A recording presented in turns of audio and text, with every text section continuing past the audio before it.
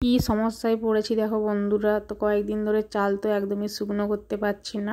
আগের দিন যে চালটা নুন মাখিয়ে রেখেছিলাম তো রোদ খায়নি, তো চালটা যেহেতু রোদ পায়নি সেই জন্য একদম ডবডবে ভিজে। তো কি করব, পাখা চালিয়ে সারা রাত ধরে শুকনো করেছিলাম। তো যতটা শুকিয়েছে তারপরে এখন বাইরে বের করে দিচ্ছি সকালবেলায়। আর ঘর তো মুছতে হবে, ঘর ঝাড় দিতে হবে, তো সেই কারণে দুয়ারে দিয়ে আসলাম। রাধে রাধে বন্ধুরা, welcome back to my channel. কেমন আছে সবাই? আশা করছি সবাই ভালো আছে আর আমিও ভালো আছি। তো সকালবেলা এদিকে ঘর দুয়ারগুলো প্রথমে ঝাঁট দিয়ে নিয়েছিলাম, কিন্তু এই ঘরটা এখনও ঝাঁট দেওয়া হয়নি। ওই যে চালটা ছিল তো চালটা বের করে দিয়ে এলাম, দুয়ারটা ঝাঁট দেওয়া হয়েছিল তো দুয়ারটাই বের করে দিয়ে এলাম। আর এখন বিছানাটা তুলে নিচ্ছি। তো বিছানাটা তোলার পরে তারপরে ঝাঁট দিয়ে পরিষ্কার করে নেব, তারপরে ঘর দুয়ারগুলোও মুছে নেব। তো বাসনটা তো আগেই ধুয়ে রেখেছিলাম। এখানটায় চাল ছিল তো অনেকগুলাই চাল পড়েছে, চালগুলোকে গুঁড়িয়ে নিচ্ছি একটা একটা করে। যেখানে চাল রাখা আছে ওখানে গিয়ে এবার চালগুলোকে রেখে আসবো, চালটা রাখা আছে। আর এখন ঘরটা ঝাঁট দিয়ে পরিষ্কার করে নিয়ে বারান্দাটায় চলে এলাম ঝাঁট দিতে। তো বারান্দাটা ঝাঁট দেওয়া কমপ্লিট হলে তারপরে ঘরটা মুছবো। মেয়ে ওদিকে উঠে পড়েছে, মেয়েকে বললাম ব্রাশ করতে। তো মেয়েদিকে ব্রাশ করে তারপরে বসে আছে, বললো মা আমাকে চা বানিয়ে দাও, তো চা খেয়ে যাবে। তো সেই কারণে মেয়ের জন্য চাটা বানিয়ে দিলাম আর আমার জন্য একটু করেছি বেশি করে। তো মেয়ের খাওয়াই গেলে আমি ওদিকে বাসি কাজকর্মগুলো সারবো, ব্রাশ করব, তারপরে গিয়ে চা খাবো। তো যাই হোক, মেয়ে সকালবেলা যেহেতু টিউশন যায় তো ওকে তো আগে খাবারটা তৈরি করে দিতে হবে, না হলে তো ও টিউশনে যাবে, ওর লেট হয়ে যাবে।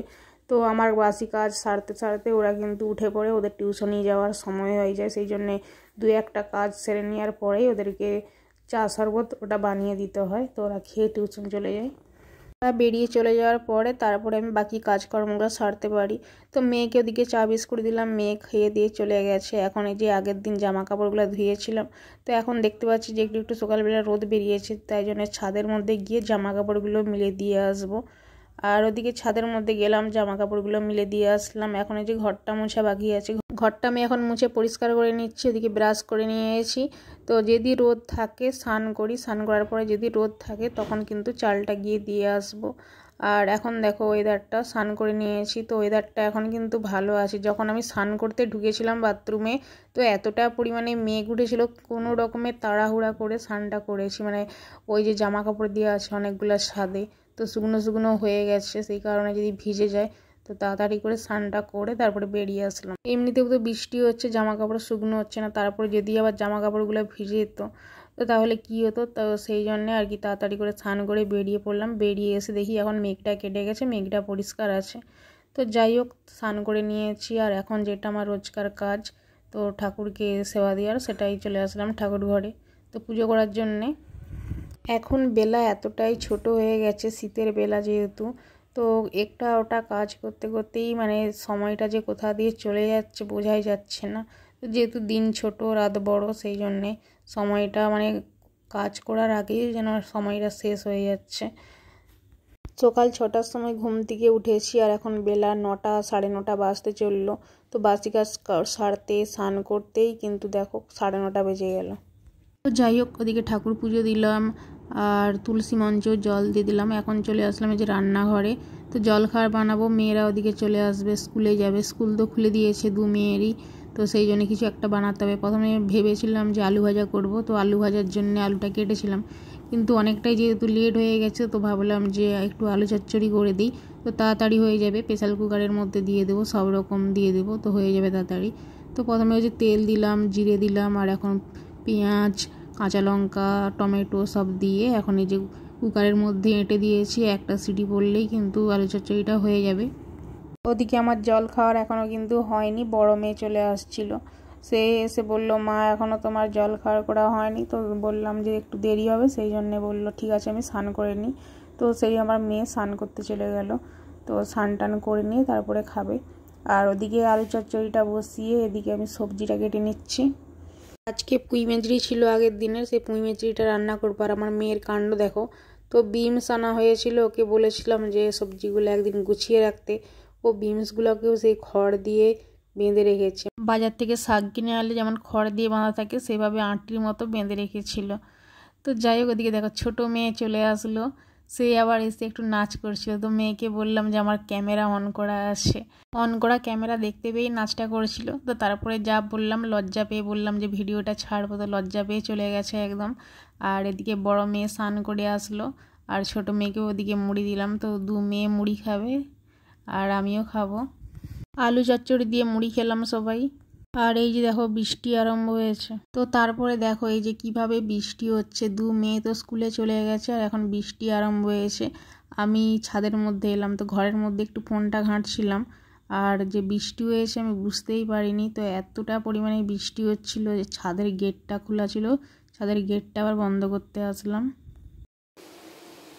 তো মেয়েরা ওদিকে স্কুল চলে গেছে আর বৃষ্টি আরম্ভ হয়ে গেছে। আমার মুড়ির চাল আজকেও রোদে দেওয়া হলো না, মুড়ির চাল আজকেও শুকনো হলো না। আর জামা কাপড়গুলো সব তুলে নিয়েছিলাম, যখন বৃষ্টি আসবে দেখেই, মেঘ উঠেছিল দেখেই জামা কাপড়গুলো তুলে নিয়েছিলাম। তারপরে যে গিয়ে সব জানলা দরজা কবাট সব বন্ধ করে দিয়ে আসলাম, এত পরিমাণে বৃষ্টি হচ্ছে। আর আমার হাতে যে এখন ইলেকট্রিক বিল, তো ইলেকট্রিক বিল চলে আসছিলো কদিন আগেই। তো আজকে মানে লাস্ট দিন জমা দেওয়ার, এখনও হয়তো আছে কাল অবধি, আজকে 30 তারিখ। তো ভাবছিলাম যে ওটা ভরে দিয়ে আসবো আর কয়েকটা জিনিস কিনে নিয়ে আসবো, কিন্তু ওই যে তো প্রচুর পরিমাণে বৃষ্টি আরম্ভ হয়ে গেল, তো আর যাওয়া হচ্ছে না। তো দেখা যাক আবার কখন বৃষ্টি থামে, আবার রান্না বান্না আছে ওদিকে। তো বৃষ্টি থামলে তখন যেতে পারবো, তার আগে তো যেতে পারবো না। তো যাই হোক চলো এখন রান্না বান্না করি, আর কি আর করা যাবে, বৃষ্টি থামলে তখনই যাবো। আর মেঘ ডাকছে ওদিকে প্রচুর পরিমাণে। 1 ঘন্টা পর, কমসে কম 1 ঘন্টা বৃষ্টি হয়েছিল, 1 ঘন্টা পরে বৃষ্টিটা থেমেছে। তো ভাবছিলাম যে আজকে যাব না, তো আবার ভাবলাম কি মনে হলো যে না চলে যাই।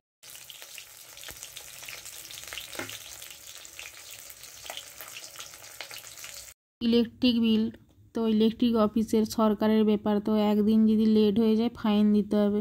তো সেটাই ভাবলাম যে কি দরকার লেট করে ভোরার আবার ফাইন দেওয়ার, এমনিতেই আমাদের ইলেকট্রিক বিলটা অনেক আসে, তার উপর আবার ফাইন।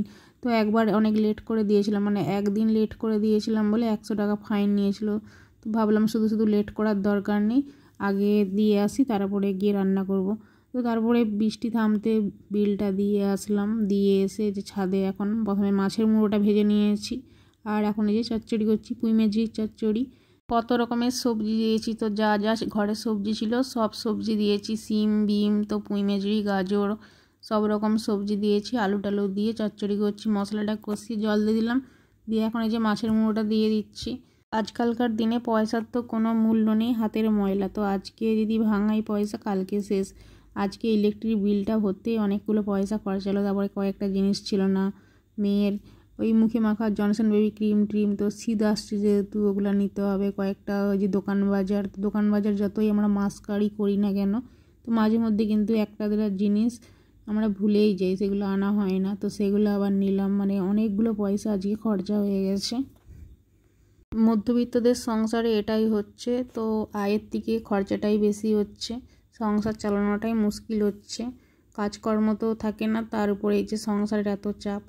তো যাই হোক ওদিকে সবজিটা করলাম, সবজিটা হয়ে গেছে। আর এই যে মাছটা তো ভাজা ছিল বলতে আগেই তো ভাজলাম, একটু আগে মাছটা ভেজে নিয়েছি।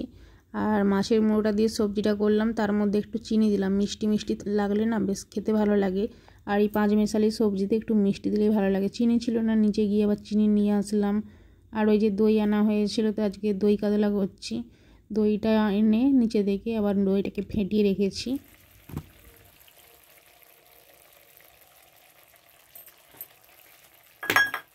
আজকে কতদিন ধরে কাতলা মাছ খাচ্ছি, তো অনেকটাই আনা হয়েছিল, তো ছিল আজ পর্যন্ত, আজকেই লাস্ট। আজকে হলে খাওয়া শেষ হয়ে যাবে, তো সেই জন্যই ভাবলাম যে অনেক দিনের মাছ, তো দই কাতলা করি।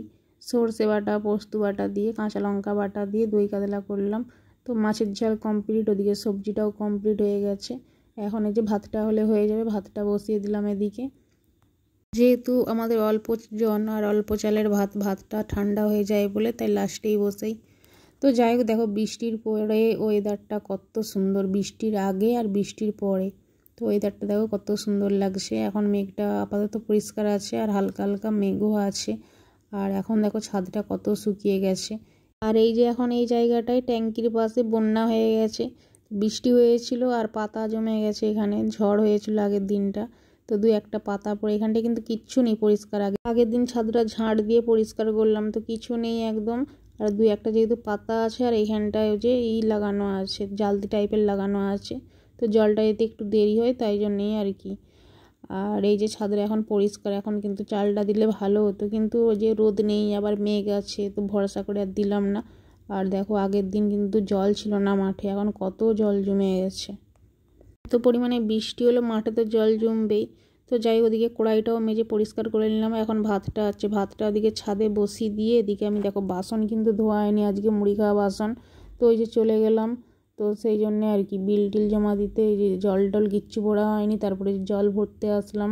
ভাতটা যেহেতু ফুটতে লেগে গেছে, বেশি করে একটু জ্বালন দিয়ে চলে আসলাম।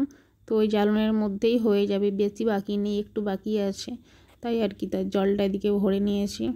আজকে আমার রান্না করতে এতটাই দেরি হয়েছে, পুরো 1:30 বেজে গেছে। 1:30টার সময় মেয়ের টিফিন হয়।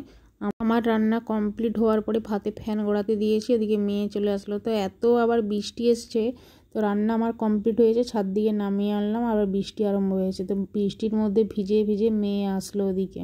আজকে আবার ছাতাও নিয়ে যায়নি তাই। তো বন্ধুরা, খাওয়া দাওয়া করে নিয়েছি, আর এখন এই দই খাবো।